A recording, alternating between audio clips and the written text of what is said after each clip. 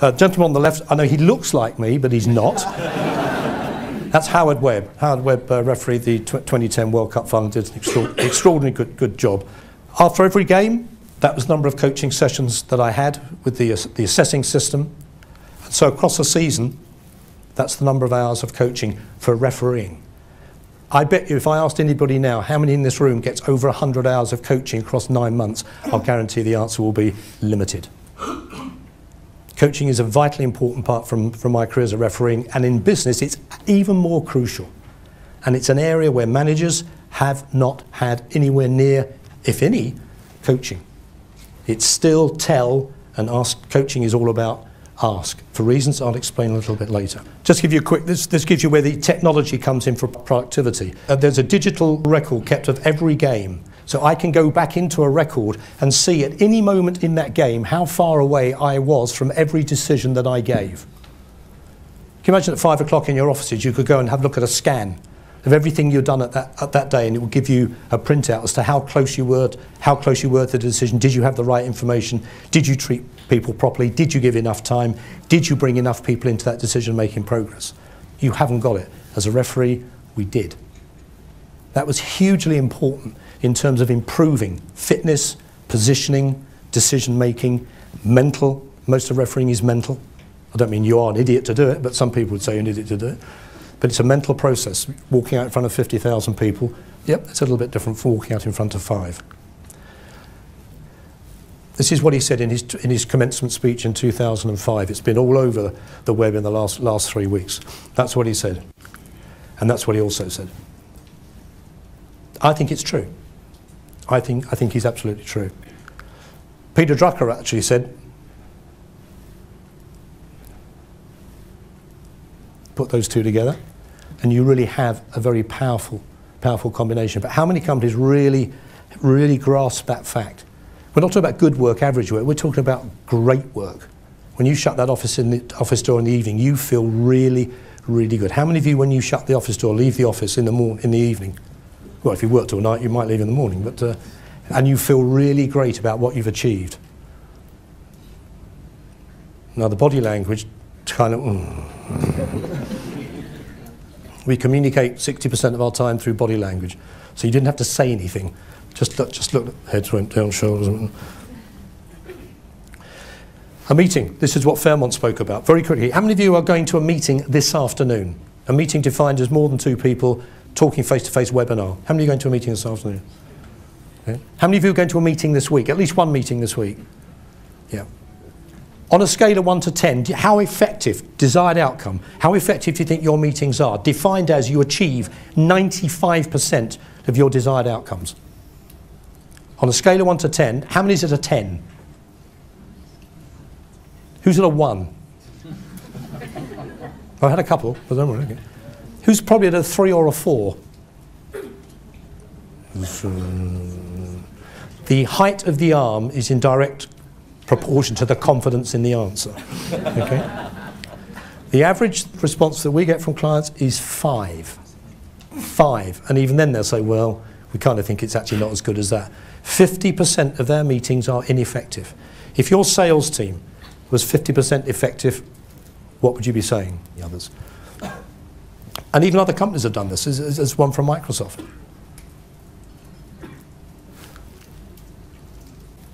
And we're talking about productivity here. That is a huge, huge, phenomenal waste of time and money. Back to Google again. You know? But this is where people talk about productivity and then don't step behind it and see what's involved. I mean, these are real figures. These are research figures. They're not made up to try and prove a point. They're out there. And if we were having a coffee outside one-on-one, you'll probably say, you're absolutely right. Ours are used. Well, one guy says, ours, he was American. He said, Ray, I've got to tell you, ours suck totally. Okay? Apart from that, what are they like? So they were pretty lousy. These are just some figures. I'm not going to walk them through. Just the last one. The last one. You know, meetings are all about making decisions, or should be. I want you to walk this through with me, okay? This lady's name is Kathy. What's her name? Okay, can we get, her name is? Kathy. Well done. Right, now, top right-hand corner. Kathy works in what American city? What American city, Nam? Right. Who does she work for? Okay, how long has she been with City? And what does she do? Great. Bottom right-hand corner, she's married to? Which nationality is he? What does he do? And how much does he earn a month? Great, okay. Now they live, the middle to the right, they live where? On which floor of the apartment block? And what's the rent they're paying? Okay, they have top left now, 2 animals. Do you know what they're called? They've also got 2 children. They probably get them mixed up from time to time, but don't we all? So the 2 children, and their names are? Okay, what are their hobbies? Yeah, okay, and they drive 2 cars. What are the cars? Okay. Right. Let's just come back. What's the lady's name? How old is she? Which city do her and her husband live in? Where does Kathy work? Or Boston, okay. They live, or rather Pierre is what as a job? And he earns how much a month? Okay, they've got 2 children. What are they called? Okay. What are the... I'll excuse you, got the dogs and the kids mixed up. But see, it happened. I kind of set you up for that. I did say you will mix the dogs and the kids up, but don't worry about it. What cars do they drive? Okay, and what are their hobbies? Right, so what happened?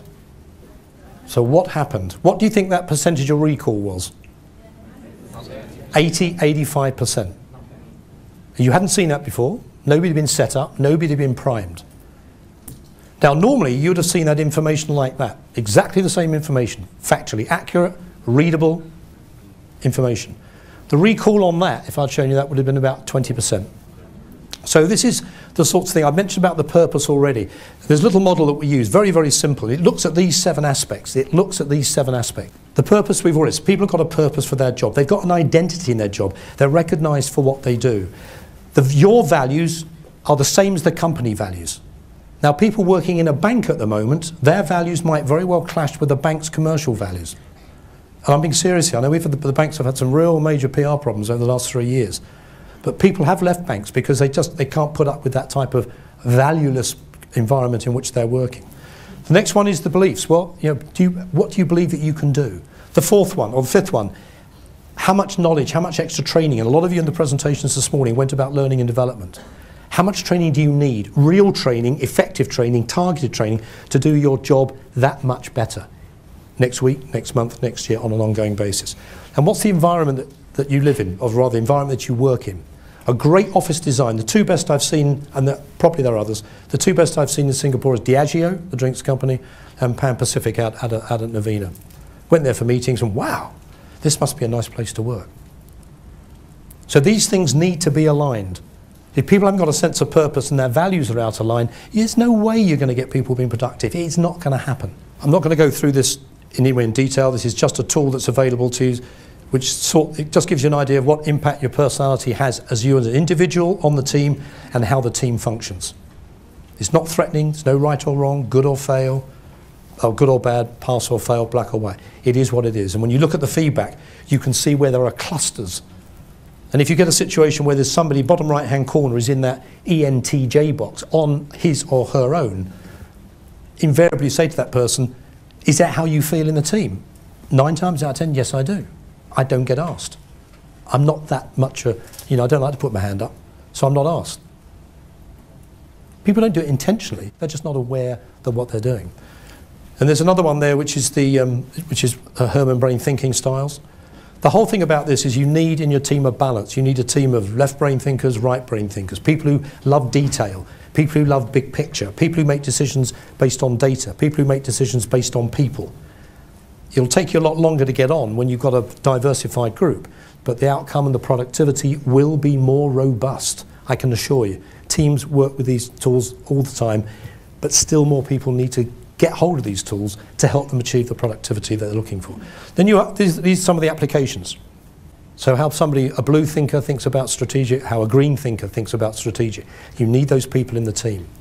How many of you do presentations? Even if it's to 1 or 2 people or 2 or 20, how many actually do presentations quite regularly? Yeah, quite a few of you. Communication, big issue in companies, huge issue in companies for this particular reason. But there we are, hotel directors. Now the red is the people side. Hotel is a people business, and on this team, there weren't any. The top left-hand corner is data, numbers, structure, facts, figures.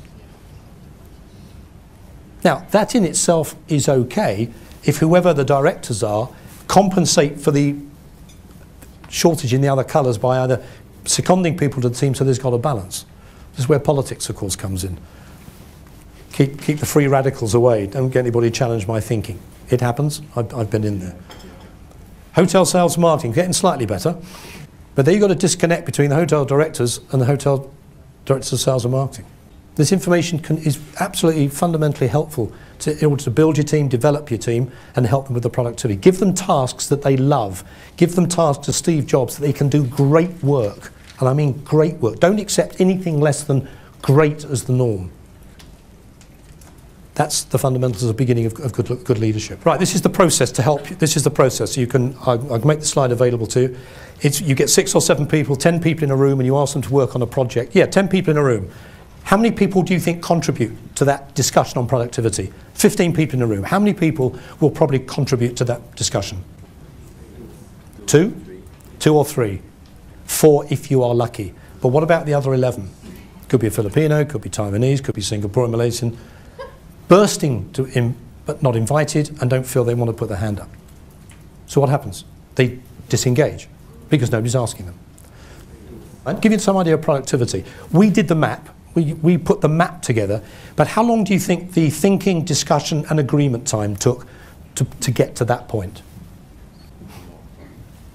This was a group of, as a diversified group of people from all over Asia. I think there was a couple of Americans and Europeans in there as well. So how long do you think it took them to sit down, go through the mind-maxing process, look at all the projects, discuss, agree, blah, blah, until we came up with this? Any guesses? 2 days. As I say in good auctioneers, do I hear an increase on 2 days? A week. A week. Going once, going twice. 6 months. 6 months. Pessimism isn't your middle name, is it? It took just under an hour. Now that's productivity. People working in an environment where they were recognised, their input was appreciated, no idea got shot down, it went back and back. The final result, everybody was happy with. And I mean everybody. Not everybody's idea made it, because some ideas got built on and developed even further. Seeing is believing. That is productivity. You're right, probably other people said 3 months, 6 months, 3 weeks, because that's the way that people normally do it. Arguments ensue. Now that was a pharmaceutical company who developed a mind map to present to their doctors, who they actually go and talk to. That was the sales pitch on a mind map. Much better than a brochure, much better than a PowerPoint presentation, which may or may not be very good. How many have got rooms like that in your office? Or as we prefer to call it. Behind those panels on the right-hand side, the company had no idea there was windows. So a colleague of mine redesigned that. That's what it was. Which room would you rather be sitting in? No brainer. Productivity. How productive would people be in that room? Asleep by 10 o'clock, comatose by 11. And finally, which it comes back to about questions. Salespeople are notoriously bad at this. Notoriously bad. There was a research survey came out just last week from Forrester that said buyers said that 70% of salespeople they see do not add value to a sales presentation. 70% do not add value. Now Forrester is a well-respected, they've run this survey for a number of years. So what are salespeople doing when it comes to communication? The point is they're not asking the right question. Probably in meetings, management meetings, you're not asking the right questions. Maybe you haven't got the right people in the meeting to ask the questions, or maybe you're not allowing the right questions to be asked or you to be challenged. A little bit harder to be challenged out here, but it can work. So how many questions do you think a 5-year-old, 4-year-old asks a day? Why is the most popular one, of course? Well, it's roughly about that number, roughly, and it's probably higher. Then you go to school. So how do you think an 8-year-old asks? Comes crashing down. Now the 40-year-old. Hold on to your trousers. Because we get into this frame of mind where possibly either through ignorance, arrogance or fear, I know or I don't want to know. So productivity, this is what it's really all about. And you might say, and there probably is other things attached to it. But it's a process, it's not an event. You can't just pick it up and put it down. You start it, you transform whatever you're doing, and you transform and transform and transform and transform. It's a continuous circle. And I was referring, even off-season, when we finished in May and start again in August, I continued the training through the summer. Just kept it going. You couldn't afford to drop off the schedule.